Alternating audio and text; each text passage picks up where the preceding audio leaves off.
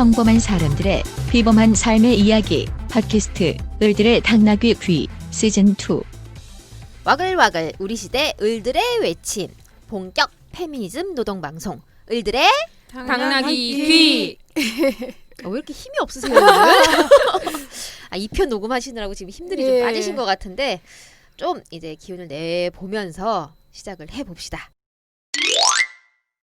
줌줌줌 연우줌. 이제 2부는 뭐죠? 줌줌줌 연어줌.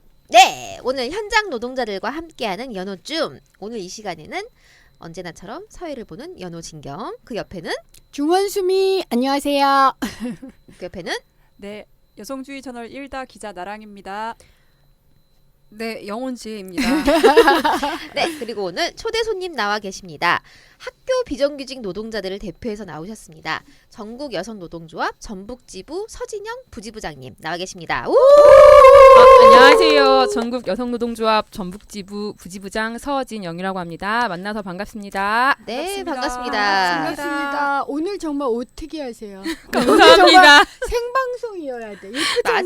맞아요. 보이는 라디오여야 했는데. 어떻게 다음에는 을당도 보이는 라디오로 한번 네. 다시 오실 거죠? 불러만 주신다면. 네. 갑자기 드라마의 세계로 들어간 것 같아. 그래가지고 조선시대 후기쯤으로.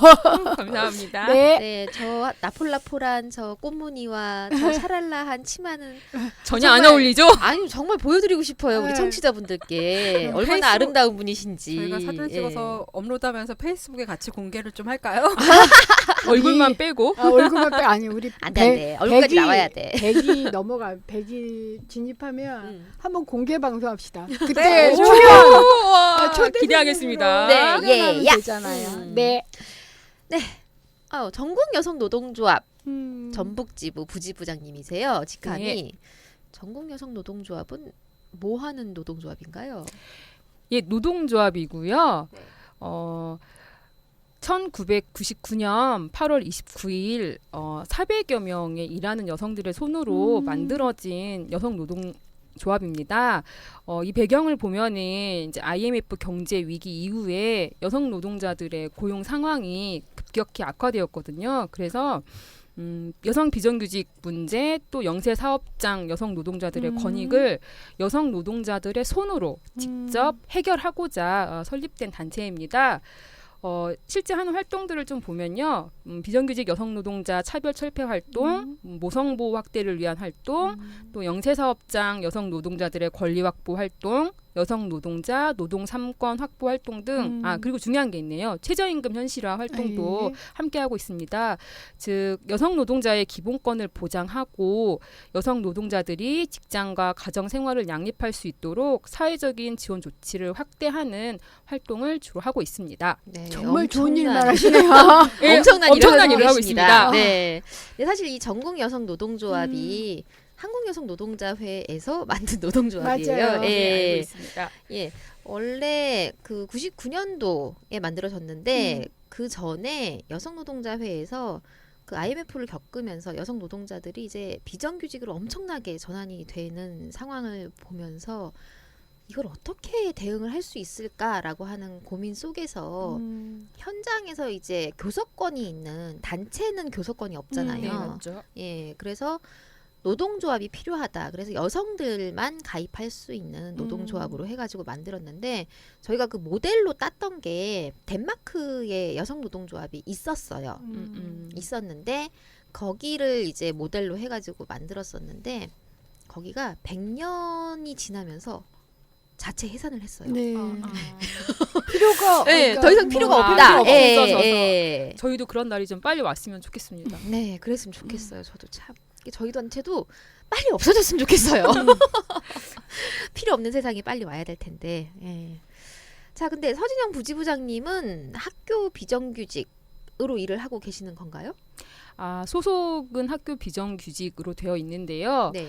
지금은 노동조합에 나와서 상근 활동을 하고 있습니다. 그러니까 음. 비정규직으로 일을 하시다가 이제 상근자가 되시면 현장 일은 네, 현장 잠시 대신에 쉬시니까. 노동조합으로 그렇죠. 출근을 하는 네. 거거든요. 네, 예. 음. 근데 그렇게 되면은 뭐 임금은 누가 주나요? 저가 지금 노동조합 상근 활동을 나올 수 있게 된 게 이제 전북 지역 같은 경우에는 2013년도에 교육청하고 단체 교섭이라는 거를 예. 했어요. 그래서 거기에서 이제 유급 전임자를 따내서 이제 근무지만 학교에서 노동조합으로 바뀐 상태라 저의 네. 임금이나 뭐 고용 형태나 이러한 부분들은 지금 다 교육청에서 학교 다닐 때와 그렇죠. 동일하게 동일하게. 지원받고 예, 있는 예. 상황입니다. 그럼 임기는 어떻게 되나요? 지금 단체 협약 기간에 2년으로 되어 있었는데요. 뭐 연임 안 된다 이런 조항이 없어가지고 지금 2013년부터 아직까지 계속 있는 중이고요. 음. 언제 들어갈지도 잘 모르겠습니다. 아 그래요? 네. 아, 아직 들어가라고 하지 않아요. 엄청나게 일을 잘하시나 봐요. 그런가요? 그러니까 뭐 노동조합에서도 현장으로 돌아가라라고 하는 얘기도 안 할 거고, 그렇죠. 예, 교육청에서도 그럴 거고 그러지 않습니까? 이제 뭐 아직은 교육감이 진보 교육감이고 그리고 그 단협이 아직은 유지되고 있는 상황이어서 지금까지는 순탄하게 진행되고 있는데 이제 또 교육감이 바뀌고 나면 보수 진영처럼 바뀌고 나면 어떻게 될지는 사실 좀 불투명해요. 아니 사실- 앞으로 추세가 노조 조직률을 올리는 거기 때문에 더 그렇죠. 나아질 겁니다. 예, 그랬으면 좋겠어요. 특히 여성 같은 경우는 노조 조직률이 정말 낮잖아요. 예. 한 2, 3% 왔다 갔다 예, 하죠. 예. 빨리 올려야 됩니다. 네. 노동조합 많이 가입하셔야 됩니다. 네, 근데 원래 그 노동조합 상근 간부로 활동하시기 전에 학교 비정규직 중에 어떤 일을 하셨나요? 예, 저는 특수교육 지도사라는 직종입니다. 특수교육 지도사는 뭔가요? 좀 되게 많이 낯설죠. 네. 많이 못 들어보셨을 거예요. 음. 저희 직종이 다른 학교 비정규직에 비해서 생긴 지가 얼마 안 됐어요. 네. 2000년도에 이제 인천에서 처음으로 특수교육 보조원 제도를 시행을 네, 네. 했었어요. 근데 음. 이제 이게 좀 괜찮은 거예요. 네. 해보니까. 그래서 이제 2003년에 전국적으로 시범 사업을 1년 진행하고 본격적으로는 2004년부터 아. 이 직종 자체가 전국적으로 생긴 거예요. 그러니까 이런 거네요. 그러니까 일반 친구들하고는 조금 다른 약간의 장애가 있거나 예. 하여튼 이런 친구들이 일반 친구들하고 같이 섞여서 이제 일명 통합교육이라고 그렇죠. 얘기를 예. 하거든요. 예, 예. 그래서 이제 장애가 있는 친구들 저희 이제 공식적인 용어는 특수교육 예, 대상자라고 되어 있는데요. 장애가 있는 친구들이 통합교육을 받을 수 있도록 지원하는 예. 역할을 하는 직종입니다. 전 정말 이해가 안 되는 게 사실은 이제 복지가 늘어나고 그다음에 이 학부모님들도 당연히 아이들을 구분 없이 같이 키우고 싶잖아요. 그래서 이 특수교육 이 선생님은 전 세계적으로도 상시 업무예요. 그렇죠. 네. 근데 이 비정규직이잖아요. 근데 지금 학교 비정규직이라고 하는 네네. 사람들이 도대체 어떤 사람들인 건가요? 쉽게 설명을 드리면요. 음. 학교에서 근무하는 행정실 공무원 선생님들하고요. 아이들을 가르치는 교사를 제외한 나머지를 칭한다고 보시면 돼요. 엄청나게 종류가 많겠네요. 예, 엄청나요. 그러니까 이제 그나마 우리에게 익숙한 거는 이제 뭐 아이들의 급식을 책임지는 점심을 책임지는 조리종사원 선생님이 제일 많고요. 또 뭐 교사들의 업무 지원을 하는 교무실에서 근무하는 교무실무사, 뭐 과학 수업을 지원하는 과학실무사, 또 학교 도서관에서 근무하는 사서, 저처럼 뭐 특수교육 대상 학생을 지원하는 특수교육 지도사, 또는 뭐 행정실 업무를 지원하는 사무실무사 등등등등 약 50여 개 직종이 지금 학교 비정규직으로 근무를 하고 있습니다. 그러니까 아이들의 교육을 담당하는 학교에서 인권과 존엄을 가르쳐야 되는 학교가 사실 한 40-50% 정도는 비정규직으로 채워져 있다는 거잖아요. 저는 이거 굉장히 심각하다고 생각해요. 이게 전국적으로 규모가 얼마나 되죠? 일단 교육부에서 이야기하는 이제 학교 비정규직, 학교 회계직이라고 예. 표현을 하거든요. 이제 학교 비정규직은 15만 명인데요. 저희가 보는 학교 비정규직 연대회에서 보는 비정규직은요. 그 15만 명에다가 비정규직 강사, 뭐 파견 용역 근로자, 그렇죠. 기간제 교사까지 포함하면요. 약 40만 명입니다. 전국적으로. 이건 전체 교원의 43%에 해당하고요. 절반 가까이나 되네요. 네. 그리고 공공 부문 중에서 가장 많은 비정규직이 사용되는 곳이 이 학교라는 곳입니다. 평등을 학교에서 가르쳐야 되지 않나요? 그러니까 저는 이제 교사가 공무원이라서 공무원을 늘릴 수 없기 때문에 이렇다라고 한다면 공무원 말고 정규직을 늘리면 돼요. 그렇죠. 그렇잖아요. 공무직이나 이런 형식으로 늘리면 되는데. 아, 지금 학교 비정규직들의 가장 큰 염원이 교육 공무직. 그렇죠. 입니다. 그러니까 다른 직종을 만들면 되거든요. 교사는 이제 시험을 보고 이렇게 공무원으로 채용을 하는데 국민들께서도 공무원 늘리는 것에 대해서는 부정적인 경우가 많거든요. 하지만 여기 특수교육 이직이라든가 이런 경우는 상시적으로 우리 아이들을 돌봐줘야 되는 분이어서 그럼 공무원이 아닌 방식의 정규직이면 되잖아요. 근데 이걸 참 안 하더라고요. 그러니까 이게 좀 이제 소개를 어디 가서 예. 소개를 할 때 이제 뭐 학교에서 근무하고요 이렇게 얘기하면 대부분의 사람들이 선생님. 예, 다 정규직이라고 생각을 하세요. 선생님이시지. 그러니까 학교에 이렇게 많은 비정규직이 있을 거라고 생각을 못 하시는 거예요. 요즘 우리나라가 학교하고 병원이 가장 큰 문제입니다. 병원도 거의 40%막 이렇게 육박하고 있어요. 생명과 우리나라의 교육을 다루는 현장에서 네. 이렇게 많은 비정규직들을 쓰고 있다는 것 자체가 정말 놀랄 노자가 아닐 수가 없네요. 근데 이 학교 비정규직이 전 대부분 여성이라고 들었어요. 예, 맞습니다. 대부분이 여성 노동자입니다. 그러니까 돌봄 노동을 하는 예, 경우가 주로 대부분 그렇게 여성인 거죠. 접근을 좀 많이 하는 것 네. 같아요. 그래서 예. 일부 직종을 제외하고는 거의 모든 직종에서 여성 노동자들이 대다수를 차지하고 있죠. 교육부 영원주의님이 조사를 좀 해보셨다고 했는데 교육부 2015년 학교회계직 실태조사 분석을 보면요. 학교 비정규직 중 여성 노동자가 93.6%, 남성이 6.4%로 대다수가 여성 노동자가 집중되어 있다고. 예, 예. 맞습니다. 예, 여지가 없습니다. 여성 이퀄은 비정규직. 예. 아니 근데 언제부터 학교에 이렇게 많은 비정규직이 있어 왔을까요?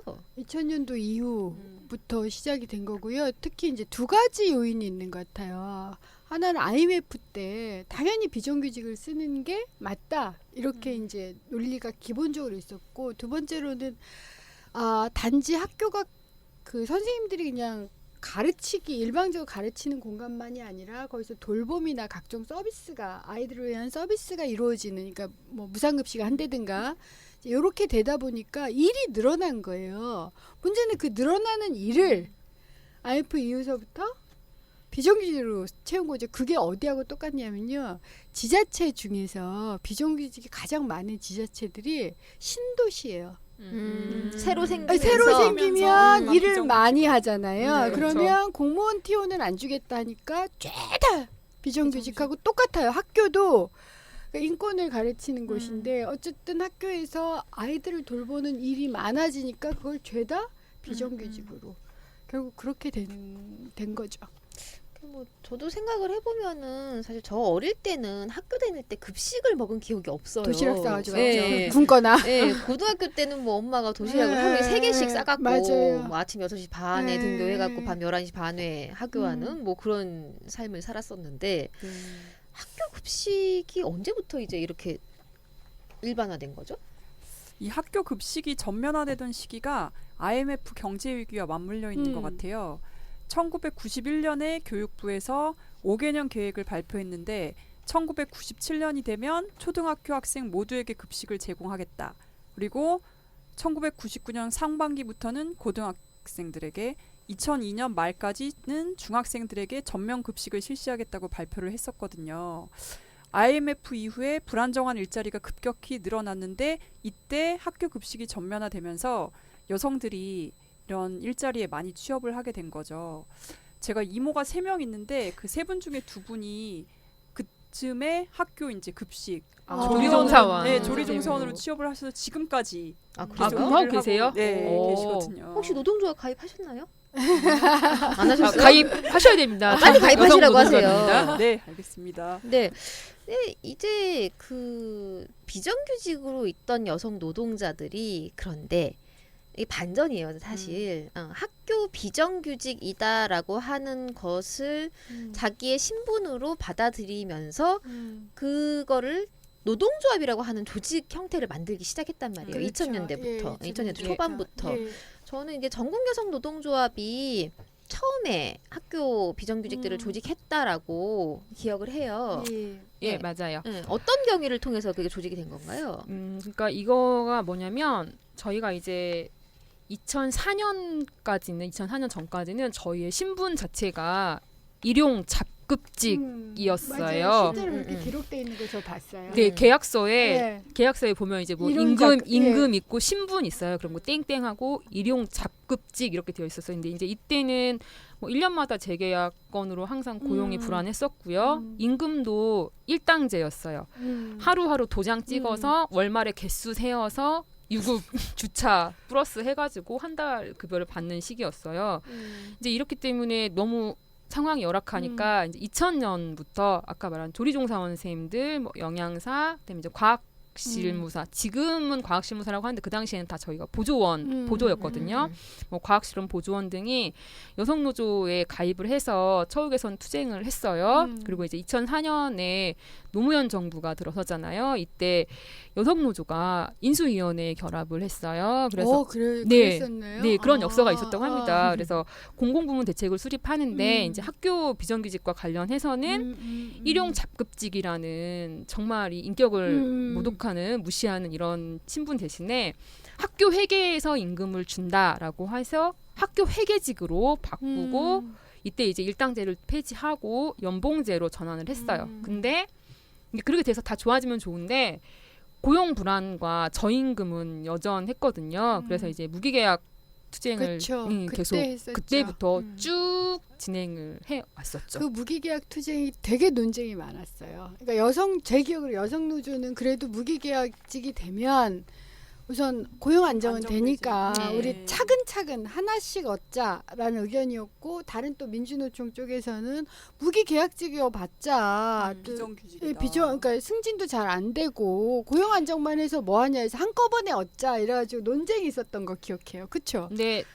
근데 그때 그 학교 비정규직으로 딱히 제한된 네. 논쟁은 아니었어요. 아니었었고요. 전체적인 비정규직에 대한 예. 문제였었는데 학교 비정규직은 뭐 지금도 승진이나 예. 이런 건 없거든요. 예. 저희는 그냥 다 동일하게 퇴직할 때까지 입사해서 퇴직할 때까지 지금 현재는 동일한 위치인데 그나마 그 당시에 그렇게 무기계약 전환 투쟁이라도 했기 때문에 지금의 학교 비정규직이 현재의 고용 안정이라도 그러니까 전체는 아니지만 그래도 많은 직종이 일부는 그렇다는 일부는 거죠. 그래도 보호를 받을 수 있는 맞아요. 상황이 된 거예요. 제가 왜 또 그게 생각이 나냐면 뭐 영어 전문 강사니까 왜 그런 게 무슨 있었죠. 정권이 바뀔 때마다 그냥 교육감님이 바뀔 때마다 직종이 뭔가 막 새로운 생겨요. 직종이 네. 생겨요. 그런데 영정강의라고 부르는데 여긴 계속 해고가 되는 거예요. 그러니까 이게 프로젝트 베이스로 하는 모양이죠. 그런 분들은. 그러니까 적용받는 그 영어 회화 전문 강사하고 스포츠 강사라고 지금 학교 비정규직 대표적인 강사 직군인데요. 그분들은 뭐 적용받는 법이 다르대요. 일반 학교 회계직들, 학교 비정규직들은 저희는 지금 적용받는 법이 없거든요. 근데 이 직군들은 어떤 법을 적용받는데요. 그래서 국회에서 법을 바꾸지 않는 이상 이분들의 고용 안정이나 이런 것들은 어려운 상황이라고 하더라고요. 그러니까 제가 있을 때도 제가 이제 교과위가 아니니까 또 저희 의원실도 찾아오시고 그래가지고 을지로위원회나 교과위 의원님들께 연결을 시켜드렸는데 하여튼 매번 문제가 돼서 도대체 학교가 왜 이러나. 학교라서는 아닌 것 예. 같고요. 예, 그냥 이번 정부라서 그런 게 아닐까 싶은 생각이 좀 들기는 하는데 이제 저는 철학이 그 아이들에게 무엇을 가르칠 거냐라고 하는 것부터 들어가는 문제가 아닐까 싶은 생각이 들어요. 아이들에게 경쟁을 가르칠 것이냐, 평등과 존중과 인권을 가르칠 것이냐라고 하는 어떤 철학의 문제에 있어서 아이들에게 경쟁을 우선시하고 남을 밟고서 올라가야지 내가 살아남을 수 있다라고 하는 어떤 사회의 어떤 지배적인 그 논리를 계속 재생산을 하면서 가르치다 보니까 결과적으로 학교에서도 계속 이런 일들이 벌어지고 있는 게 아닐까라고 하는 생각이 드는데 근데 문제는 학교 비정규직들이 제대로 된 어떤 그 법적인 지위가 없다는 거잖아요. 예. 아까도 이제 서진이 형 선생님 말씀하셨는데 교육 공무직을 가장 원하세요. 그렇죠. 그러니까 예. 지금 교육뿐만 아니라 다른 쪽에서도 그러니까 공무원 아니면 비정규예요. 비정규직에 이게 공공 부분이. 그래서 공무원 아니면 비정규 말고 그 공무원 아닌 정규직을 만들어서 안정적인 서비스를 하자. 이런 얘기들이 굉장히 많이 지금 나오고 있고요. 그러지 않으면 고용승계 문제에서부터 시작해서 저임금, 뭐 고용 불안정 때문에 아이들이나 어쨌든 공공적인 서비스를 제공할 수가 없어요. 이제 이런 문제로 19대 때도 굉장히 노력을 많이 했는데, 네, 많이 그쵸? 있었죠. 굉장히 어려웠죠. 그런데 날라갔죠. 네, 그래서 20대 때도 을지로위원회에서 다시 한번 그걸 추진을 해볼 모양이에요. 그러니까 지금 전국 학교 비정규직 연대 회의에서도 이제 20대 국회에서 이 교육 공무직 법안을 다시 발의하고자 지금 준비하고 있고요. 이제 그 대표 발의를 하실 의원은 아직 정해지지 않은 논의 중인 상태입니다. 아, 20대 때는 꼭 됐으면 좋겠어요. 정말 그러게요. 됐으면 좋겠습니다. 예. 저희의 정말 간절한 네. 바람입니다. 정말 오래된 얘기였죠, 네. 이게. 근데 일용 잡급직에서 학교 회계직으로 바뀐 것도 사실은 굉장히 드라마틱한 사건이었어요. 그러니까 그렇죠. 그냥 알아서 바꿔준 게 아니었고요. 그렇죠. 예, 노동조합이 그때도, 그나마 대통령 인수위라는 곳에 음. 결합을 해서 음. 적극적으로 조합원들의 의견을 좀 피력했기 때문에 가능했던 걸로 보여지고요. 그럼 이번 대선에서 이겨가지고 또 인수위에 결합해서 이번에는 교육 공무직으로 정말 그런 네. 또 다시 한번 그런 기회가 주어지면 예, 좋겠어요. 이번에는 좀 획기적으로 바꿔봤으면 그러게요. 해요. 예. 네. 뭔가 이제 근본을 좀 뜯어고치는 그런 어떤 시스템적인 대수술이 필요하지 않는가 뭐 그런 생각이 좀 들고요. 자, 근데 서준영 부지부장님이 하셨던 특수교육 지도사, 예, 요 일에 대해서 조금 설명을 좀 구체적으로 한번 해보시면 어떨까요? 이제 아까는 이제 저희가 태동된 시기와 네. 배경에 대해서 말씀을 드렸는데 그러면 과연 하는 일이 무엇이냐? 그러니까 저희는 특수교육 지도사라고 하는데요. 교육부에서는 아직도 특수교육 보조원이라고 예, 명칭을 칭하고 있는데요. 저희는 유치원, 초등학교, 중학교, 고등학교, 특수학교까지 두루두루 배치가 되어 있고요. 거기서 아까 말씀드린 대로 이제 통합교육이 필요한 장애가 있는 친구들을 지원하는 활동을 하는데 뭐 가장 기초적인 건 이제 신변 처리부터 시작해서 화장실 가고 네. 예. 학교 내 뭐 이동 네. 그리고 수업 시간, 쉬는 시간, 점심 시간, 방과 후 수업, 돌봄 교실까지 어쨌든간 학생이 등교해서 하교하는 순간까지 밀착 지원을 하고 있다라고 보시면 돼요. 학교 생활 전반이라고 보시면 그럼 돼요. 이게 1대1로 지원이 가는 건가요? 아니요, 1대1은 아니고요. 이제 이거는 그 뭐 특수 학교면 한 학급에 여러 명이 있기 때문에 1대 다수가 될 수도 있고 일반 학교에서는 이제 뭐 1대1일 수도 있고 근데 원칙이 1대1은 아니에요. 그러기에는 지원이 필요한 학생 수에 비해서 두다수가 많이 부족해요. 그런데 이게 장애가 아닌 일반적인 친구들보다는 훨씬 더 업무 강도나 집중도가 클 거잖아요. 예. 힘들어요. 그렇죠. 예, 육체적으로 힘든 부분도 좀 있고요. 근데 이제 그런 거예요. 예를 들면 교사들은 일정 정도 수업 시수를 채우고 나면 약간 이제 뭘 행정 업무를 보는 그런 것도 있지만 어쨌든간 주당 정해진 수업 시수들이 있어요. 그런데 저희 지도사 같은 경우에는 이제 줄여서 지도사라고 저희가 흔히 표현을 하는데요. 아까 말씀드린 대로 학생이 등교해서 하교할 때까지 정규 수업 이외에도 방과 후 수업이나 돌봄 수업 이런 걸 지원을 해야 되는 상황인 거예요. 그래서 실제 저희 노동자들의 근무 시간이 주 8시간이라고는 하지만 하루 8시간이라고는 하지만 실제 7시간 50분 이렇게 근무하는 사례들도 있어요. 그래서 그런 건 육체적으로 힘든 부분이긴 한데 사실 이제 그것보다 더 힘든 건 저희가 존중받지 못한다라는 거예요. 존중받지 못한다는 건 누구로부터 예, 어떻게 좀 존중받지 이해가 안 못한다는 되는 게 얘기인 건가요? 왜냐하면 예전에는 그런 업무라기보다 그 일을 부모님이 해주실 수 있으면 간신히 통합교육이 가능했고 아니면 사실은 그렇죠. 분리를 시켰잖아요. 그죠? 거의 배제되어 있는 예. 상태였었죠. 근데 선생님들 때문에 같이 하게 된 거면 저는 굉장히 고마울 것 같은데. 그런 분들도 계시는데 이제 약간 인식에 있어 사고에 있어서 좀 차이가 있는 게 뭐냐면 저희가 일자리를 이제 얻었다라고 생각을 하시는 거예요. 자기 아이가 있기 때문에. 그래서 약간은 그러니까 많은 분들이 그러시는 건 아니지만 그래도 그런 분들이 좀 아직도 좀 많이 계세요. 그래서 그런 것들 때문에 좀 상처받는 경우가 많고 그리고 이제 저희 같은 경우에는 특수 교사랑 또 함께 일을 하는 경우가 많아요. 특수 학급 같은 경우에는 예. 이제 담당 정규직 예. 교사가 계시잖아요. 그럼 또 그분들에게 또 존중받지 못하는 경우들이 같이 일을 하는데 좀 그런 부분들이 좀 저는 있어요. 아니 그러니까 우리는 선생님들을 상대적으로 어쨌든 일반적으로 고마워하고 내 애 때문에 당신이 돈을 받는다 이렇게 생각은 안 하잖아요.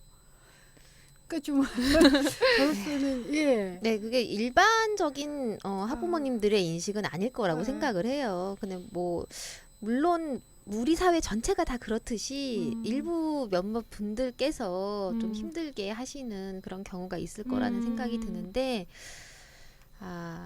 하지만 그럼에도 불구하고 내가 내 아이 때문에 네가 밥을 벌어먹고 산다라고 하는 생각을 갖고 계시다면은 사실은 그거는 아이에게 별로 그렇게 좋은 영향을 미칠 것 같지는 않은데요. 아무래도 특수교육 지도사가 마음이 평화롭고 평온하고 안정적이어야 사실 아이들한테 지원할 수 있을 지원하는 서비스나 이런 것들이 질이 높아지는 거거든요. 근데 그 부분을 간혹 잊어버리시는 부모님들이 좀 계시긴 해요. 아까도 우리가 얘기했듯이 노동은 상품이 아니거든요. 네. 상품이 아니라 사람이 하는 건데 그러니까 내가 준 만큼 다시 돌아오는 거다라고 하는 거를 우리가 항상 이제 잘 기억을 했으면 좋겠다는 생각이 드네요. 근데 이제 그럼에도 불구하고 대부분의 지도사들이 그래도 일을 즐겁게 보람을 가지고 일을 해요. 보람 있었던 기억 있으실 것 같아요. 그러니까 이건 일반 사람들은 아마 이해하기가 좀 어려우실 거예요. 이거는 정말 아이들을 지원하고 옆에서 함께하는 저희만이 알 수 있는 그런 것들인데요. 뭐 예를 들면 그런 거예요. 단추 하나 꿰는데 이걸 스스로 꿰 수 있는데 1년이라는 시간이 걸리는 거예요. 그래서 네, 이 네. 아이가 스스로 단추를 하나 꿰었을 때 또는 이 아이가 스스로 신발 한 짝을 자기 발에 꿰어 신을 수 있을 때 뭐 이럴 때 진짜 보통 한 1, 2년 걸리거든요. 길면. 그리고 저 같은 경우에는 이제 제 경험인데 이 친구가 줄서기 뭐 기초생활 이런 게 안 되는 친구였어요. 근데 급식소에서 급식실에서 줄을 서는데 친구들 따라 줄을 서는 데까지 그래서 차례를 기다릴 줄 알게 됐는데 3년이 걸렸고요. 3년이 걸렸고요. 1학년 때부터 제가 만난 친구였거든요. 그리고 우리 또 친구들이 식탐이 좀 많아요. 대체적으로. 그러면 이제 내가 먹고 싶은 게 있으면 앞에 있는 친구 식판에 그냥 손을 뻗어서 그냥 입에 바로 집어넣는 거거든요. 예. 그걸 하지 않는. 그러니까 내가 먹고 싶은 게 있어도 남의 식판에 손을 대지 않고 참을 줄 아는 걸 배우는데 3, 4년 걸렸고요. 근데 이런 건 그래서 같이 일하는 저희가 아니고서는 일반인들은 느낄 수가 없어요. 왜냐면 저희 아이들이 변하지 않는 것 같지만 달팽이보다 느린 속도로 변하긴 하거든요. 아 그렇군요. 네. 멋있는 말이네요. 달팽이보다 느린 속도로 변한다. 헬런 켈러하고 설리반 선생님이 생각나요. 그렇잖아요.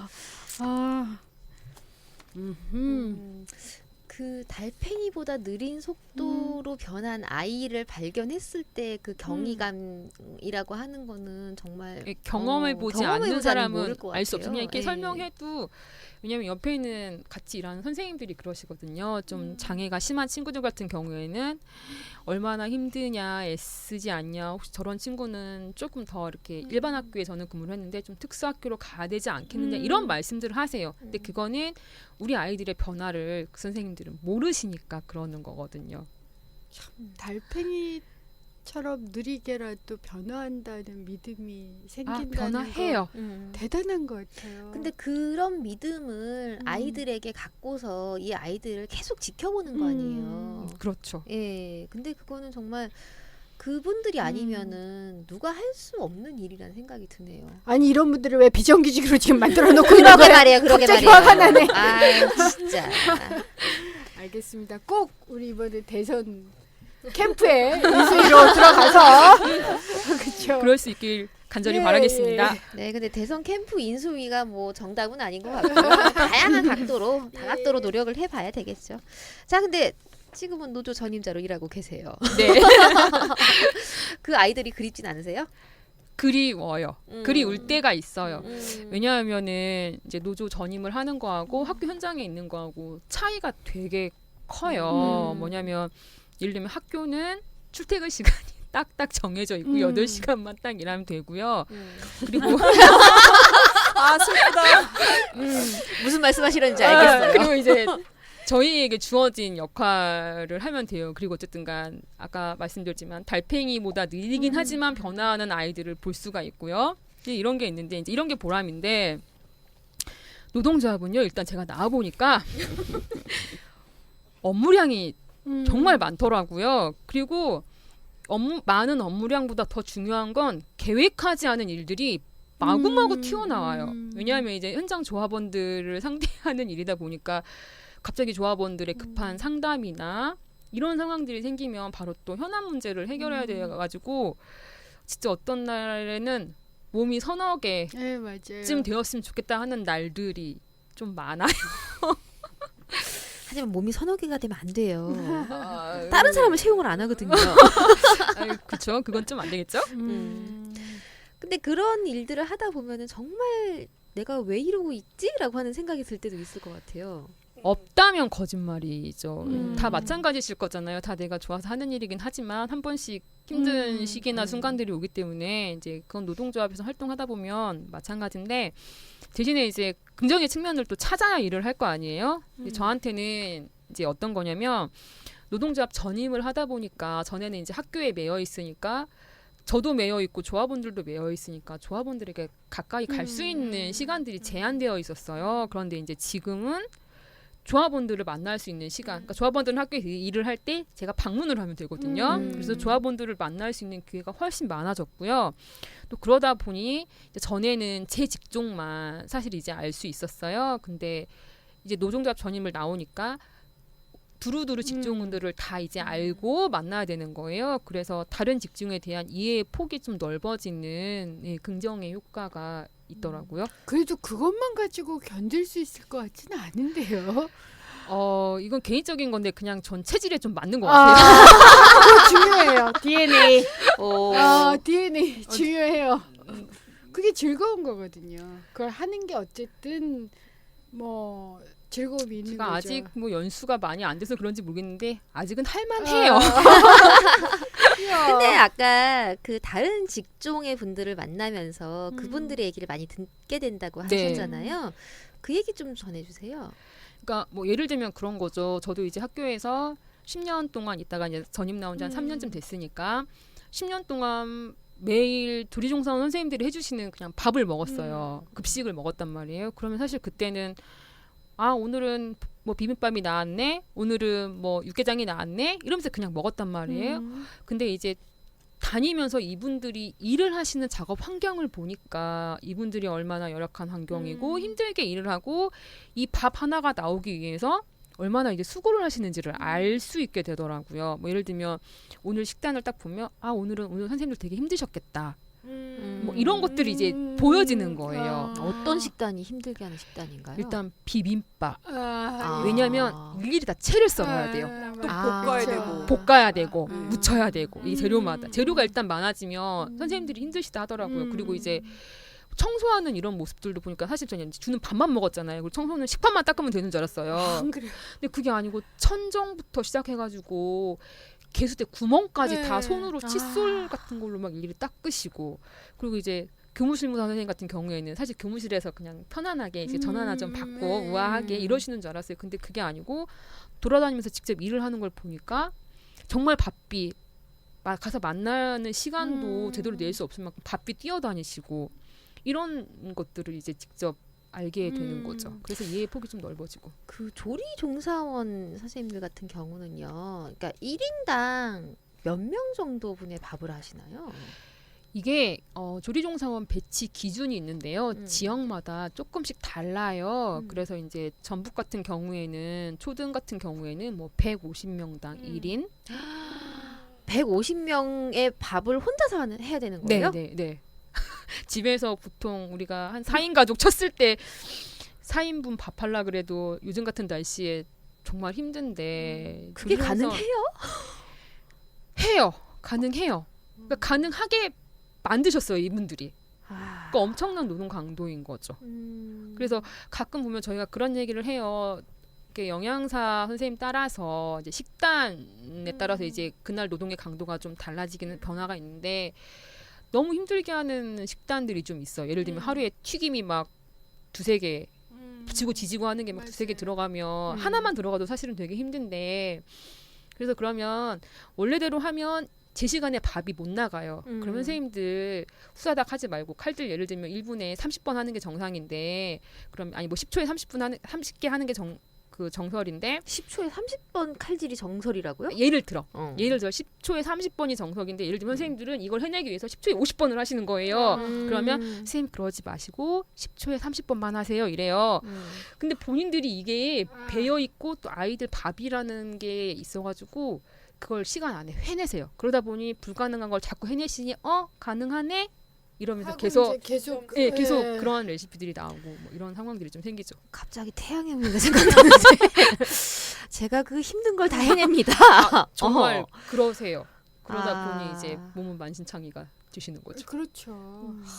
왜 최근에 그 학교 급식 부실하다 막 이런 게 언론에 나오면서 막 학생들과 뭐 조리종사원 사이에 막 갈등 막 이렇게 좀 부각이 된 측면도 있잖아요.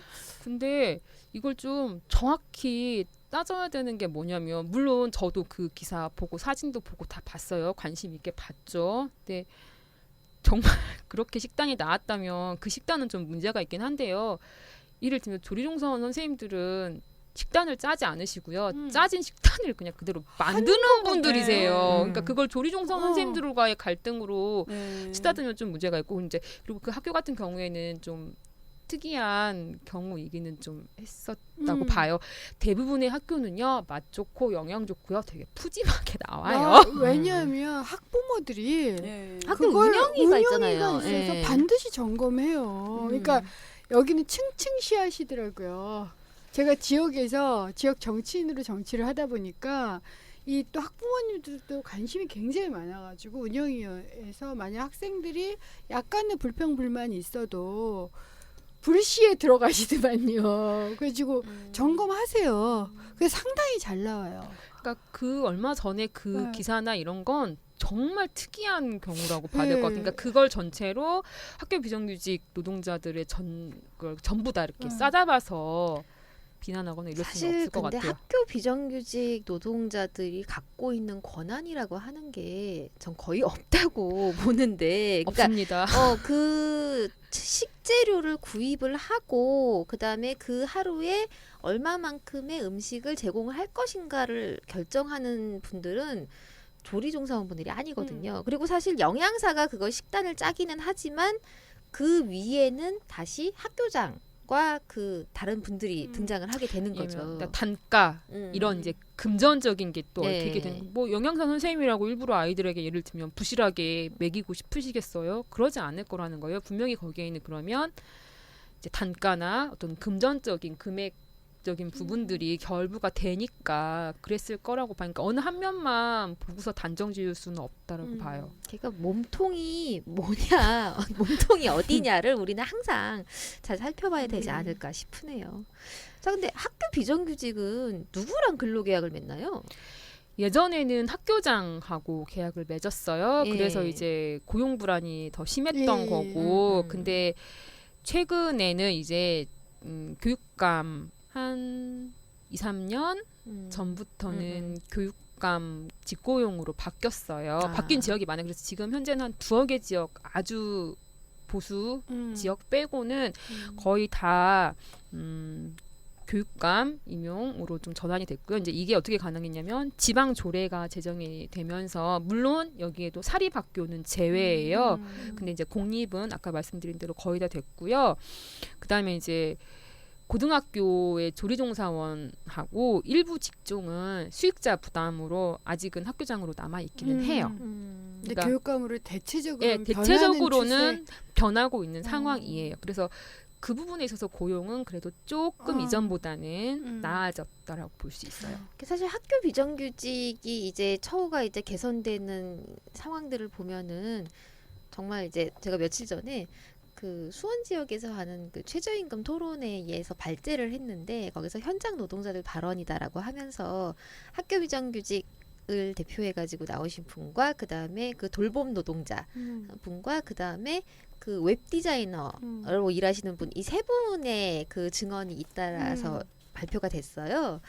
근데 되게 재밌는 거는 학교 비정규직이 이 세 직종 중에서 제일 처우가 괜찮은 거예요.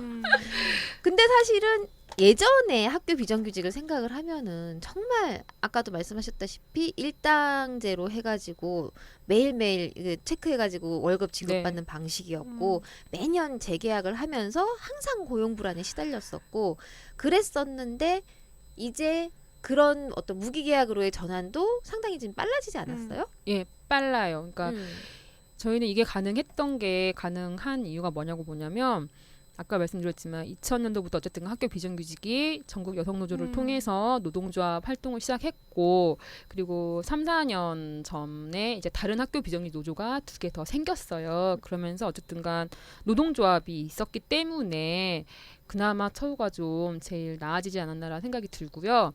무기계약 전환 같은 경우에도 이제 그 기간제 및 단시간 근로자 보호 등에 관한 법률에 보면 이제 저희가 기간제법이라고 하잖아요. 줄여서 거기에 보면 2년 이상 상시직일 경우에는 뭐 무기계약직으로 전환한다고 하는데 이 부분에 있어서는 이제 학교는 1년 이상이 되면 평가를 통해서 무기계약직으로 전환을 해줘요. 그래서 실제 지금 무기계약 전환 비율 같은 경우에는 2015년도에 그 대상자를 놓고 봤을 때 한 97% 정도는 무기계약직으로 전환이 돼요. 그나마 네, 그나마 많이 개선됐네요. 좀 많이 개선이 됐죠. 예. 근데 이제 그래서 이게 지역별 차이는 사실은 거의 없는 상황인데 이제 직종 아까 말한 강사 직군들 그러니까 어쨌든간 다른 법을 적용받고 있는 강사 직군들이라거나 아니면 근무 유형에 따른 차이가 있는 거죠. 뭐 시간제 근로자, 단시간 근로자들 같은 경우에는 아직도 좀 그 혜택을 보지 못하고 있는 거죠. 상황이에요. 아, 예를 들면 방과후 학교 선생님, 예, 뭐 돌봄교실 선생님이라든가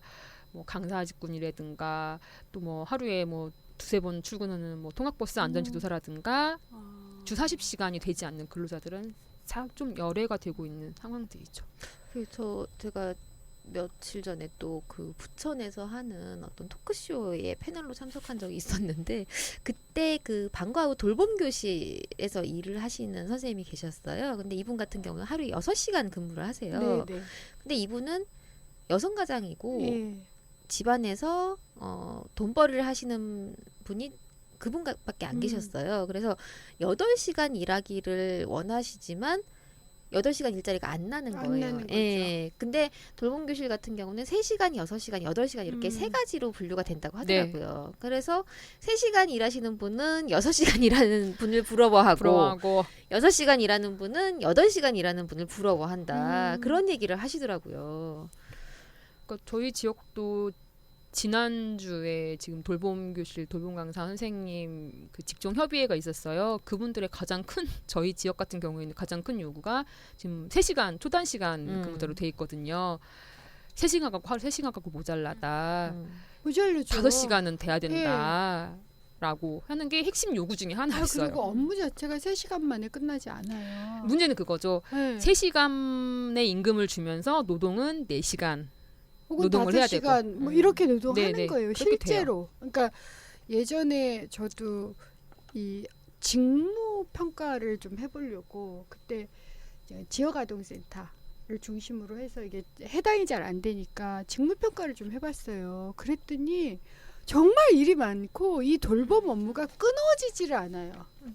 예를 들어서 애들한테 그러니까 저녁을 먹여야 되는데 내가 장을 봐가지고 와서 이거 음식을 하는데 그게 4시간, 6시간 했다고 그럼 음식 조리를 그만둬요? 안 하거든요. 근데 우리나라가 가장 큰 문제가 이런 상시적인 업무를 계속 비정규직을 써서요. 그때 제가 조사했을 때는 지역아동센터 6시간짜리 파견 근무가 이제 전면화돼 있는데 이걸 매년 바꿔요. 그러니까 국어, 영어, 수학을 가르쳐주는 6시간짜리 파견 그러니까 교사 비슷하게 비정규직을 썼던 거죠. 그러니까 해당 지역아동센터에서는 지속적으로 아이들은 이 선생님을 계속 봐야지만 그렇죠. 지역아동센터일지라도 같이 커가야지만 된다는 거예요. 그래서 국어를 잘하도록 만드는 것 이상으로 이 아이들이 그 교사하고 관계가 맺어져야 되는 이게 불가능한 거예요. 그래서 보고 있으면 도대체 교육 본인들도 아이들을 키워봤을 텐데 교육이 어떻게 진행되는지를 모르는 게 아닌가 싶어요. 저는 박근혜 대통령이 예. 대선 공약으로 상시 지속 업무는 정규직으로 고용을 하겠다라고 얘기를 했어요. 저희를 정규직이라고 합니다. 정부에서는 무기계약직이니까. 무기계약도 정규직이라고요. 네. 왜냐하면은 어쨌든 어디서 진짜 정함이 없는 계약을 했기 때문에 저희는 정규직이라고 정부에서는 표현을 해요. 임금도 그럼 정규직처럼 주지 왜? 근데 아이고, 임금은 안 진짜. 준다는 거죠. 처우는 그렇게 안 된다라는 거죠. 그게 문제인 거예요. 근데 임금 수준이 정규직하고 차이가 얼마나 나나요? 저희가 지금 통계를 내본 걸 보면요. 정규직 대비 평균 60% 수준이에요. 진짜. 한쪽에서는 이것도 많다고 해요. 그럼 그게 왜 많은 건데? 적어도 최저임금은 넘었으니까. 아이고, 아주 그냥 내가 욕이 여기까지 나오는데 진짜 아유 방송이라 뭐 욕을 할 수도 없고 진짜 욕해도 되나요? 안 되죠. 근데 이게 이제 임금이 차이가 나는데 이제 여기서 보면 아까 말한 대로 이제 일부 직종 같은 경우에는 뭐 기본급 같은 경우에 동결되거나 뭐 수당 같은 거에서도 제외가 돼요. 그리고 지역별로도 임금 격차가 지금은 있고요. 그리고 국립학교 같은 경우에는 또 좀 달라요. 좀 더 낮은 수준에 처해 있는 상황이에요. 그래서 같은 학교 비정규직인데 내가 전라도에 사냐 경상도에 사냐에 따라서 나의 임금이 내가 받는 수당이 달라지고 그리고 내가 국립학교에 있냐 공립학교에 있냐에 따라서도 달라져요. 이게 굉장히 큰 문제거든요. 굉장히 문제죠. 네. 사실은 동일노동 동일임금 얘기하면서 우리나라가 참 사업장별로 이렇게 차이가 있는 걸 차별이라고 생각 안 해요. 그러니까 제가 항상 하는 얘기가 그러니까 뭐 삼성병원에 근무하는 간호사 1호봉 하고 저기 지방 작은 병원에서 근무하는 간호사 1호봉하고 임금 차이가 2배가 나면 이걸 차별이라고 생각 안 하거든요. 같은 업무잖아요. 같은 업무예요. 그래서 그거를 이제 학교 비정규직에게 대입을 해서 한번 보면 예. 이게 이제 아까 임금이 정규직 대비 예. 평균 60%라고 했잖아요. 이제 이게 1년 차일 때 동일한 거예요. 거의 그쯤 되는 거고요. 이게 아이러니한 게 근속이 길수록요 임금 격차가 커져요. 커지죠. 줄어들 인정 안 하니까. 예, 줄어들어야 되는데 이게 갈수록 커지는 거예요. 그래서 예를 들어서 이제 학교 비정규직은 지금 방학에도 근무하는 상시 근무자하고 뭐 저처럼 뭐 특수육 지도사나 조리종사원이나 뭐 일부 지역의 뭐 실무사들처럼 방학에 근무를 하지 않는 방학중 비상시 근무자로 나뉘어요. 예를 들면 이제 정규직이 있는 뭐 영양사를 놓고 봤을 때 영양교사가 있잖아요. 이게 1년 차에는 거의 비슷해요. 한 66% 나와요. 근데 이게 20년 차가 되면 정규직이 500만 원을 받는데 비정규직 영양사는 200만 원을 받아요. 변화가 없으니까. 똑같으니까. 그리고 이제 안 오르니까. 왜 뭐 방학중 비상시 근무자 같은 경우에도 공무원이 20년 되면 뭐 한 360만 원을 받는다고 하는데 학교 비정규직은 150만 원 받는 거예요. 그래서 한 40%대로 떨어지는. 근데 저는 참 희한한 게 다른 데는 다 좋다 그거예요. 왜 아이들 키우는 케어하는 직종들이 여기 학교뿐만이 아니라 제가 얼마 전에 본 게 뭐냐면 2016년도 보건복지부 그 지침이 뭐냐면 그 아동 폭력을 막는 전문기관이 있어요. 그런데 거기 지침이 초임이 130만 원이야. 그리고 매년 5만 원씩 늘어요. 그래서 31년간 근무를 하면 220만 원인가 뭐 30만 원인가 되는 거예요. 근데 이분들이 예를 들어서 아동한테 폭력 사태나 폭행 사태가 일어났다라고 얘기하면 쫓아가서 상시 대기하고 현장 출동하고 그 아이를 케어해서 심리센터에 나오면 이런 굉장히 중요한 일을 해요. 근데 왜 이런 분들한테 이렇게 대우를 하는지 저는 이해가 안 돼요. 어쨌든 아이들에 대한 케어에 대해서는 저는 아이들은 모든 아이가 소중하고 우리 미래잖아요. 그러면 돈이 없을 때 우선적으로 배분해야 된다고 생각하거든요. 아이들 케어는. 근데 왜 이럴까요, 정말? 그냥 다 비용으로 보는 거죠, 뭐. 그죠. 그리고 아마 아, 여성 노동자들이 많이 있기 때문에 그런 것 같아요. 아까 그러니까 말씀하신 여성 예, 사업자 여성들이 이러니까. 많기 때문에 그런 것 같아요. 학교 비정규직이 만약에 저희가 그런 얘기를 해요. 만약에 학교 비정규직들이 예를 들면 90%가 남성이고 10%가 여성이었다라면 이거보다 훨씬 더 빨리 처우가 나아졌을 것이다. 근데 90% 이상이 여성이었기 때문에 이렇게 더디 었을 아직도 것이다. 최저임금 간신히 받는 예, 수준인 간신히 거잖아요. 넘어가요. 역으로 얘기하면은 비정규직이기 때문에 여성을 채용을 한 거죠. 도돌이표인데요, 이거. 그렇죠. 닭이 먼저냐 예, 달걀이 도돌이표예요. 먼저냐. 항상 이게 저는 이 얘기 할 때마다 항상 메비우스의 띠가 떠올라요. 음. 그러니까 계속 돌고 도는 거죠. 그냥 계속 그 음. 순환 고리 속에서 갇혀 있는 것 같아요. 여성들은. 근데 어쨌든 우리 소중한 아이들을 키우기 때문에 당신들은 존엄하고 그래서 급여를 이 정도로 보장을 해드리겠습니다라는 얘기를 들으면 정말 힘나실 것 같은데. 급여도 보장됐으면 좋겠고요. 네. 아까 말씀드렸듯이 저희 직종 같은 경우에 이제 지역별로 뭐 특수교육 지도사나 특수교육 뭐 실무사나 이런 식으로 명칭을 바꿨어요. 가장 현장에서 원하는 건 특수교육 지도사고요. 근데 아까 말씀드렸지만 교육부는 여전히 보조원이라고 붙이고 있는 거예요. 그러니까 임금도 사실은 중요해요. 중요하지만 저희가 일단 존중받고 싶거든요. 그렇죠. 근데 불리우는 명칭에서부터 그걸 해주지 그럼요. 않는 거예요. 그러니까 그런 것들도 사실 같이 바꿔 나가야 되는 부분이고 변해야 되는 부분이거든요. 사실 이름에서 오는 존중이라고 하는 게 굉장히 크잖아요. 엄청나요. 예. 그러니까 내가 이 업무를 함에 있어서 내가 이 책임을 갖고 있는 사람이다라고 하는 것에서 오는 책임감과 자부심과 주체성이라고 하는 거는, 그러니까 지금 아까도 얘기했지만 노동은 상품이 아니잖아요. 상품이 아니기 때문에 사람이 그렇게 함으로 해가지고 자기가 갖게 되는 자부심이 업이 되면은 좀 더 많은 파워를 발휘를 할 수가 있는데 당신은 보조다라고 얘기를 함으로써 그 사람은 그 말에 매몰돼 가지고 더 이상 움직일 수가 없게 되는 그런 상황에 빠지는 거잖아요. 그러니까 아까 서진영 선생님 말씀하신 것처럼 아이들이 학교에 와서 집으로 갈 때까지 정말 일상 모두를 해주는 그 중요한, 그래서 아이들의 인성을 키워주고 자존심을 세워주고 달팽이만큼이나 느리지만 그 변화를 봐주는 그 사람이 왜 보조원이에요? 나는 정말 이해가 안 돼. 그걸 쉽게 하나 예를 제가 들어드릴게요. 예를 들면 정규직 교사가 아이하고 벽돌 쌓기를 하고 놀았어요. 그럼 이거는 수업인 거예요. 수업이고 교사가 학생을 가르친 거예요. 근데 저희가 똑같은 벽돌을 가지고 아이하고 벽돌 쌓기를 한 거예요. 그럼 저희는 그냥 아이하고 놀아준 거예요. 정말 아다르고 어다르군요, 그냥. 네. 그러니까 똑같 보조라는 게 그러니까 아유 정말 학교 저는 아이들이 있는 곳서부터 우선적으로 바꿔야 된다고 생각해. 정말 순서를 만약 따지라고 하면 아이들이 있는 곳, 그다음에 국민의 생명과 안전과 직접적으로 결합된 곳, 병원 같은데요. 근데 이 두 곳이 여성이 많고요. 네. 비정규직이 많아요. 그러니까 이런 데는 제발 좀 바꾸자고. 좀 간절하게.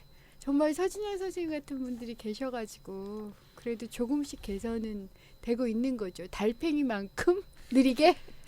네. 조금 이제 조금 더 빠른 동물로 한번 찾아보겠습니다. 벌새 뭐 이런 뭐 이제 걸로요. 거북이는 돼야 되지 않을까요? 그럴까요? 이제 좀 더 바꿔볼까요? 거북이로? 네, 근데 거북이가 육지에서보다 바다에서 훨씬 말도 빠르더라고요. 빠르니까. 예. 그러니까 졸라 빠른 거북이가 한번 돼보는 거고. 네. 자, 네. 그럼 이제 학교 비정규직의 요구 사항이 있을 것 같아요. 일단 지금 보면 아까 얘기가 나왔었는데 저희가 적용받는 법이 없다고 말씀드렸잖아요. 그래서 네. 19대 국회에서 뻥 날라간 교육 공무직법. 네, 저희의 신분과 근로 조건과 처우 개선 그게 제정이 되면 전국적으로 저희가 동일 노동을 하면서 동일 임금을 받을 수 있어요. 근데 지금 아까 말씀드렸지만 교육감을 어떤 사람을 만나느냐에 따라서 지역이 어디냐에 따라서 임금이 지금 다르거든요. 그래서 하나로 통일될 수 있는 교육공무직법 제정이 사실은 가장 큰 바람이고요. 그리고 아까 말씀드린 학교 비정규직 중에 방학에 사실 지금 근로하지 않는 비상시 근무자들이 예, 있단 말이에요. 아, 그분들은 임금이 안 나가나요? 네, 무급이에요. 안 나가죠. 아니, 아니, 근데 선생님들은요, 보면은 방학 중에 월급 다 받으면서 맨날 놀러 다니잖아요. 제 41조 자가연수를 활용하시죠. 그런 조항이 있군요. 네, 그래서 음. 41조라고. 그러니까 교육 공무직법에도 자가연수를 넣어두면 되겠네요. 아, 그럼 정말 좋겠어요. 왜냐하면 지금 저희가 평균적으로 방학이 2.5달, 그러니까 2개월 한 반 정도 된단 말이에요. 여름방학, 겨울방학, 봄방학까지 있어서 뭐 길면 한 유아 과정은 한 3개월 되고요. 나 그 이후에는 한 2개월 반 정도 되는데 저희가 임금이 안 나와요. 그래서 평달에는 월급제라고 해서 정해진 금액을 줘요. 일정액을 동일하게 주다가 방학이 들어가 있으면 7, 8, 12, 1, 2월달 이런 일할 계산을 하는 거예요. 그래서 다시 아까 말씀드린 도장 세는 것처럼 동일하게 날짜 세어서 임금을 주고 있는 상황이에요. 그래서 사실은 그때는 뭐 세금 낼 돈도 사실은 제대로 안 돼. 1월 같은 경우에는 출근을 하나도 안 하거든요. 임금이 정말 빵원이에요. 아, 무기 계약이어도 네. 똑같이. 네, 그럼 그러니까 그때 손가락 빨하는 거예요? 이게 손가락을 빠는 정도가 아니고요. 진짜 생계 위협을 받는 분들이 많으세요. 왜냐하면 아까 학교 비정규직 여성 노동자잖아요. 저희도 보면 조합원 선생님들을 보면 혼자 버시는 분들이 좀 계세요. 그러니까 본인이 가장이신 분들이 좀 계신 거예요. 근데 이거 가지고 평달에는 어떻게 산다고 하지만 뭐 고등학생, 중학생 자녀 키우고 산다고 하지만 방학이 되면 급여가 안 나오니까 정말 당장 생계가 막막한 거예요. 그래서 최소한의 생계 대책은 좀 마련이 되어야 하거든요. 왜냐면 방학은 저희가 쉬고 싶어서 쉬는 게 아니에요. 아까 일부에 휴가 말씀들 하셨잖아요. 저희는 강제로 휴가 정말 무급 그러네요. 휴가를 주는 무급 거예요. 휴가네요. 근데 이에 대한 대책이 정말 절실하고요. 근데 사실은 이제 아까도 우리가 휴식권 얘기를 계속 했는데 사람이 노는 게 얼마나 중요해요. 그러니까 선생님들도 이제 방학 때 자기 이제 시간을 가지면서 많은 것들을 보고 와가지고 그럼 아이들에게 뭔가 많은 것들을 이제 풍부하게 더 전달을 할 수가 있고 본인도 이제 휴식을 충분히 취했기 때문에 좀 더 열정적으로 일을 할 수가 있는 거잖아요. 근데 돈을 주지 않고서 강제로 휴식을 취하라라고 하면은 이거는 정말 굶어 죽으란 얘기밖에 더 돼요. 저희는 쉬고 싶지 않거든요. 쉬고 싶지 않아요. 방학에도 저희 얼마든지 출근할 수 있어요. 근데 학교가 오지 말래요. 그래놓고 안 왔으니까 임금 안 주겠대요. 아 근데 이제 그건 사실은 휴업 수당을 줘야 되는 문제 아니에요? 근데 이건 해당 안 된대요. 현재 법에서 보호를 받고 있지 못해서 그러니까 그래서 교육공무직 법이 예. 제정이 되면 이 내용을 담을 수 있는 그렇죠. 거예요. 반드시 필요해요. 하긴 그게 근로기준법이 적용이 안 되는 안 네, 되는 무노동 무임금. 무임금이니까 안 그러니까 보호법이 필요한 거죠 지금 현재. 네. 아니 저는 말씀 듣고 있으면 계속 세월호 기간제 교사 생각이 아유, 나는데 네. 아니 담당 선생님이셨는 담임 선생님이셨는데 누구는 비정규직이고 누구는 정규직이라고 같은 케어를 했는데 한쪽은 순직이 인정이 되고 또 한쪽은 순직이 인정이 안 돼요. 정말 황당했거든요. 그래서 제가 황교안 총리가 잘 용서가 안 되는 거예요. 그러니까 인사청문회를 할 때는 그거 질의를 했더니 적극적으로 검토하겠다라는 식으로 말씀을 하시고는 총리가 되시고 나서는 지금까지 해결이 안 되잖아요. 이런 문제도 한꺼번에 해결을 좀 합시다. 네, 제발 해결이 돼야 돼요. 아, 황교안 총리님은 어디 성주에서 도망치시다고 바빠가지고 그거 하시겠어요? 어디? 그리고 이제 좀 더 이야기를 이어가면 이제 저희가 또 주로 바라는 게 아까 말씀드렸지만 임금에서도 정규직의 60%밖에 안 된다 그랬잖아요. 같이 일을 하는데 예를 들면 어느 때가 되면 정규직들은 성과상여금을 나눠 갖느니라고 본인들 스스로 A, B, C 등급 나눠가지고 누구는 얼마 예를 들면 그렇게 하세요. 근데 어쨌든 간 학교 비정규직도 학교 내에서 같이 학교의 발전을 위해서 애를 쓴 사람들이란 말이에요. 그런데 저희한테는 그런 게 없어요.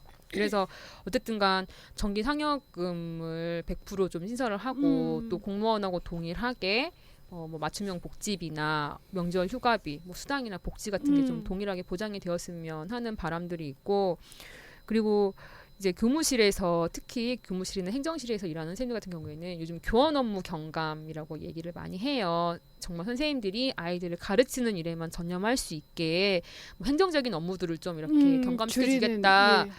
줄이는 건 좋아요. 그럼 그 줄인 업무가 다 누구한테 가느냐? 다 비정규직한테 폭탄으로 떨어지거든요. 그래서 이런 부분들도 분명히 문제가 있는 거고, 고유 업무는 보장이 되어야 하는 부분이 있어요. 그리고 지금 박근혜 정부가 노동 개혁이라고 말을 하는 노동 개악을 진행을 하고 있잖아요. 그나마 저희가 취업 규칙이나 이제 단체 협약을 통해서 어쨌든 간 지금 학교 비정규직의 어떤 고용이나 이런 것들이 나아지고 있는데, 이게 만약에 시행이 돼 버리면 마음대로 뭐 취업 규칙 바꿔 버리면 저희는 다시 한 20년 전으로 돌아가야 되는 상황이거든요. 그래서 그렇게 되면 절대 안 된다라는 거. 그리고 아까 얘기한 무기직 전환이 비교적 높은 편이지만 그래도 아직 소외되어 있는 직종이 되게 많아요. 그래서 어쨌든 학교에서 일하는 모든 직종들이 차별 없이 무기계약직으로 전환이 되어야 한다. 학부모님들하고는 소통이 좀 있어요? 전 그게 궁금하더라고요, 항상. 일부세요. 아주 적은 분들이신 거예요. 관심을 가져주시는 분들이. 대부분 학교 비정규직들에 대해서 그냥 학부모님들은 예를 들면 그냥 제때 밥이 나오면 되는 거고, 내 아이의 휠체어를 밀어줄 그냥 누군가만 있으면 되는 거예요. 이게 꼭 이 사람이어야 될 필요는 없는 거고, 이 사람이 얼마를 받든 나랑은 상관없는 거고, 이 사람의 처우가 어떤 건지는 나랑 상관없어요. 그냥 누군가가 와서 빵꾸만 안 내면 되는 거예요. 그것도 참 중요한 문제예요. 왜냐하면 학부모님들의 의견이 굉장히 중요하거든요, 학교에서는. 그래서 그런 것도 같이 소통을, 같은 여성이기도 하고 전 좀 소통이 되는 방법이 없을까, 이런 것도 좀 고민이 되더라고요. 노력 찾아는 보고, 예를 들면 이제 저희 직종 같은 경우에도 저희는 이제 직접 학부모님들하고 좀 연결돼 있으니까 학부모 단체나 이렇게 접촉도 해보고 소통도 해보려고 했는데 쉽지는 않더라고요. 네, 알겠습니다. 학부모님들 같은 경우는 사실은 이제 뭐 본인 이제 먹고 살기도 바쁘고, 아까 우리가 얘기했듯이 장시간 노동에 찌들어가지고 뭐 사회 여러 분들에 대해서 신경을 쓰기가 좀 어려우실 수도 있어요. 어려우실 수도 있겠지만, 우리 아이들이 학교에서 무엇을 배우고 무엇을 보고 무엇을 듣는가라고 하는 거는 우리 아이들이 만들어갈 세상, 그 아이들이 좀 더 행복하게 만들어갈 세상에서는 조금 더 이제 신경을 조금 쓰셔야 되는 부분이 아닌가 싶어요. 네. 네, 우리 서진영 부지부장님 장시간 고생 많으셨습니다. 시간이 예. 너무 빨리 지나갔어요. 하고 싶은 말은 더 많은데 언제 다시 한번 불러주세요. 네, 알겠습니다.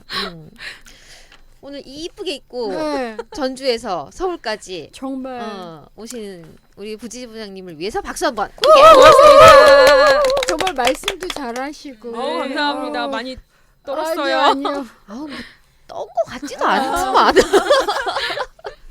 아주 그냥 청산 유수로 그냥 네. 줄줄줄줄 말씀 잘 해주셨고요. 네. 자, 오늘 이제 여기까지 하고 네. 오늘의 을들의 당락위기 팟캐스트 노동편 2편 제2부 마치도록 하겠습니다. 청취자분들 여기까지 들어주셔서 정말 감사드리고요. 다음번에는 더 유익하고 재미난 얘기로 찾아뵐게요. 자, 추천 꾹 누르시는 거 잊지 마시고요. 구독을 꼭 눌러주세요. 네. 그다음에 팟빵 100일을 위해서 우리가 지금 계속 도전하고 있습니다. 네. 많이 들어주세요. 입소문 내주세요. 자, 팟빵 100이, 팟빵 100이, 팟빵 100이. 고생하셨습니다. 고생하셨습니다.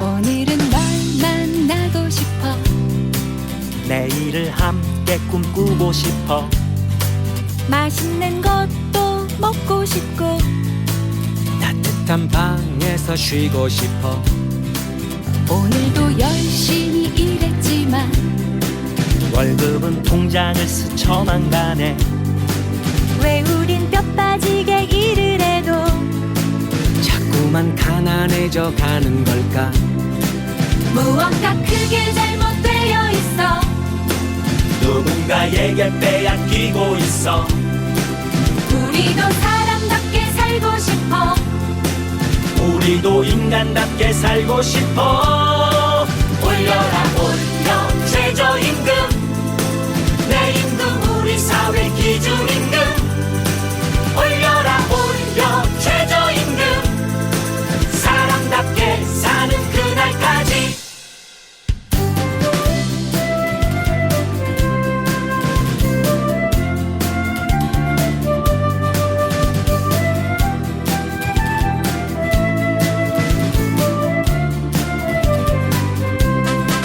무언가 크게 잘못되어 있어 누군가에게 빼앗기고 있어 우리도 사람답게 살고 싶어 우리도 인간답게 살고 싶어 올려라 올려 최저임금 내 임금 우리 사회 기준임금 올려라 올려 최저임금 사람답게 사는 그날까지 올려라 올려 최저임금 내 임금 우리 사회 기준임금 올려라 올려 최저임금 사람답게 사는 그날까지 올려라 올려 최저임금 내 임금 우리 사회 기준임금 올려라 올려 최저임금 사람답게 사는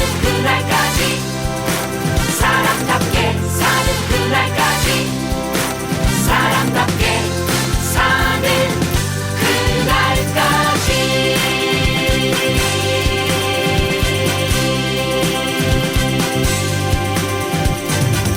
을들의 당나귀 귀 시즌2는 2016 아름다운 재단 변화의 시나리오 지원 사업으로 한국여성노동자회에서 제작합니다. 제작합니다. 제작합니다. 제작합니다. 제작합니다. 제작합니다. 제작합니다. 제작